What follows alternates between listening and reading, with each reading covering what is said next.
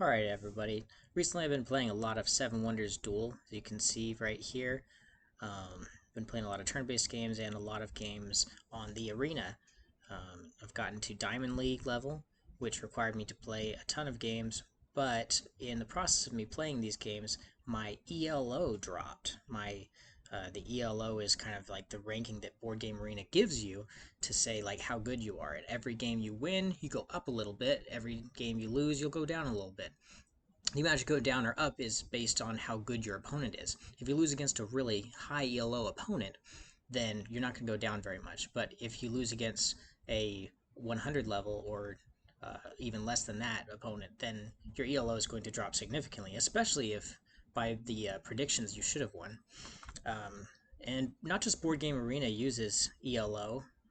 There's actually I Wikipedia'd it. There's the ELO rating system, which sports use: football, basketball, chess, like all sorts of different games will use ELO in it to kind of rank like how much, like how good is somebody at the game. And so this can be used in a number of different cases, including court cases. Actually, if I guess the University of Heidelberg, actually in Germany, did something where they, because the German courts say that you need to, when you're going to play a game for money, you need to make sure it's luck based. So courts in Germany legally classified poker as a game of chance, and so it could be played in a government sanctioned casino. But if a game is more skill based, then it wasn't allowed to be played in that. So the way they were able to decide on a court's decision if it was luck based or skill based was actually based on the ELO of the players that were playing. So if you had a very wide difference of ELO, then that means the game was very much skill based. But if the ELO was very small, then it meant it was just like a game where it's like, all right, flip a coin, heads you win, tails you lose. Then that's like 50% chance. Your ELO is not going to be very high in that scenario. But if you're really good at a game, then your ELO should improve the more times you play. So as far as what does that mean for Board Game Arena, that means that two factors. If the game has been on Board Game Arena a lot, you're going to see a lot of players with really high ELOs. And if the game is very skill-based, you're going to see a lot of players for high ELOs, which made me want to do this video where I kind of go through and talk about the different highest ranked players in each of the games that I'm familiar with on Board Game Arena and see like what is the most skill-based game. And as I go through these, kind of recognize that some of these games haven't been on Board Game Arena a long time, so they're not going to be good, very high ELO at the current time, but give it some years and they'll raise up. So moving in, Battleship. 467 is the highest ELO ranked player, luck B1. So 467, that's not like super high skill based. I'm thinking, what's the skill for Battleship? You just don't want to put your pieces in a place where somebody's going to guess easily. So that's very luck based. Like your opponent could guess where you're going to put your boat just based on just random chance. So yeah, very highly luck based. There may be some skill in it, but not enough to put the number one player over 467. And I'd imagine Battleship has been around for a long time, and for somebody to only be able to, yeah, it's been on the platform since 2017. But for somebody to only be able to be at 467 in that long of time makes me think that Battleship is very luck based. A game that I was thinking, hey, this is a really fun game. I'd expect it to be skill based. Coup. I was surprised it wasn't. The highest is 340 for a player, which at first I thought that would make me not like the game as much. But you know what? Not every game needs to be 100% skill based to be enjoyable.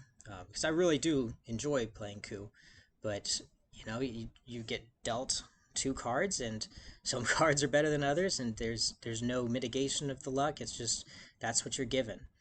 There's some bluffing involved, but not really very much as far as skill there. So yeah, the highest player being 340, that is very telling of its luck element. And then there's games that I'm not really quite too fond of, like Connect 4, where the highest ranked player is 968. And so that means that it is a skill-based game, which you would guess that Connect 4 has zero luck. So yeah, the fact that somebody can get almost to 1,000 ELO, that lets you know that it's very much skill-based.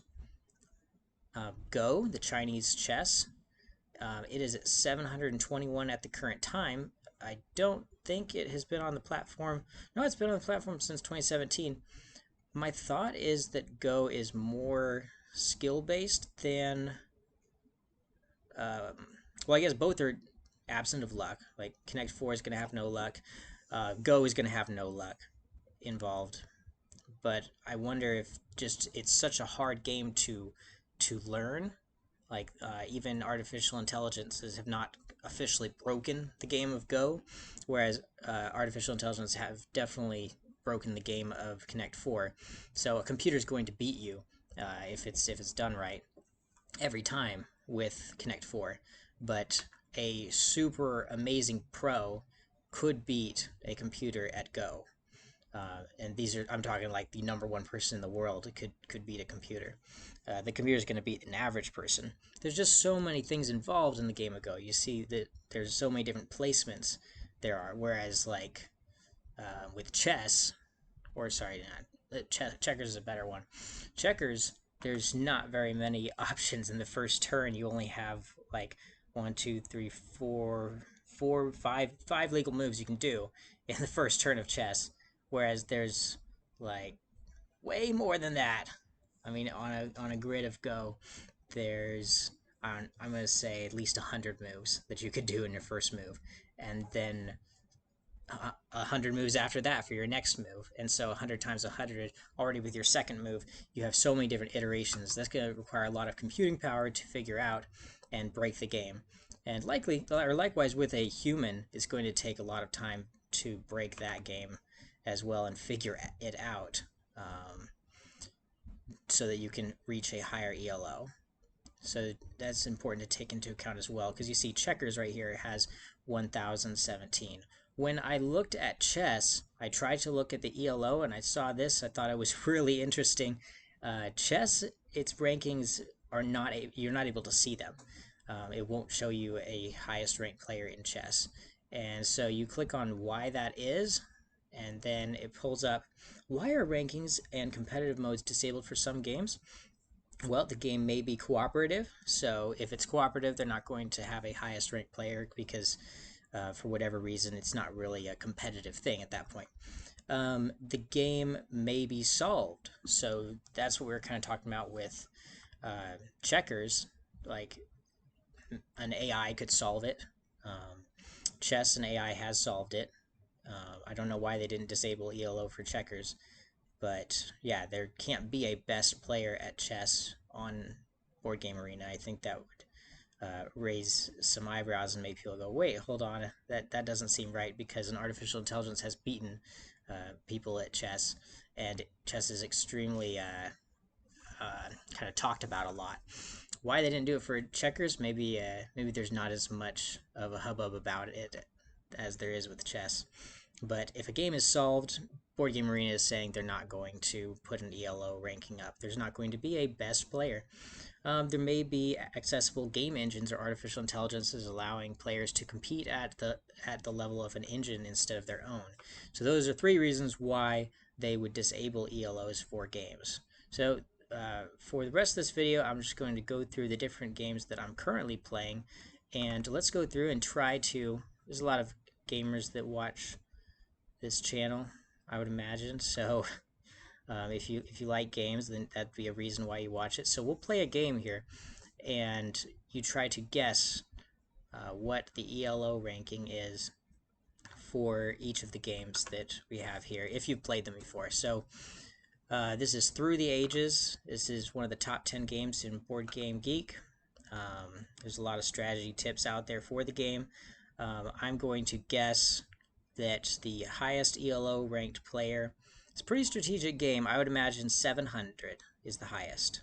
All right, 796. Okay, so that's a win right there.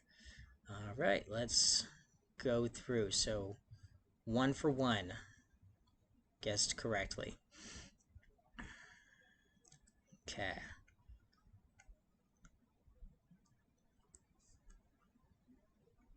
Then we'll go to Caravan.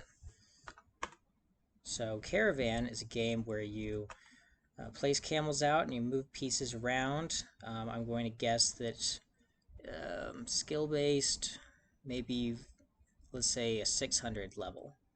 Okay, 473. Yeah, there's a lot of random elements in there. I could see like where the pieces drop that your camels are supposed to be put, and bring the different colored pieces to their circle. So yeah, I could understand why that is not ranked very skill based. Coup Birds. If you ever played this game, this is a really cute game. I've only really seen it in on Board Game Arena.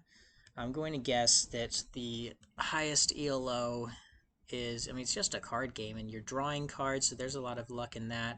I'm going to say 500 is the highest it goes. Okay, 509. I was right there. Okay, but yeah, like I've never seen Q-Birds actually in real life. I've only seen it played online, and it's free to play. I don't think you even have to have uh, yeah, you don't have to have a premium account to play it.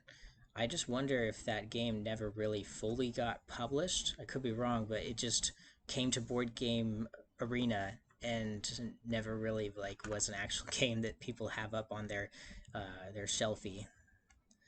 Let's look at Azul. So Azul is the most beloved game of Board Game Geek or Board Game Arena by far.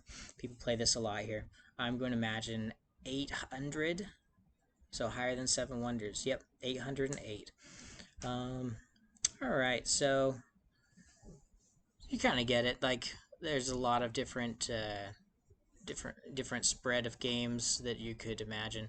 I'll continue this video in a different video, going through the different games, and we will have a part 2 to this, but you can kind of guess what the highest, or what the highest ranked player's ELO is on the games after I kind of describe the game a little bit. But yep, until next time, take care. Please like and subscribe if you enjoyed this. Thanks so much.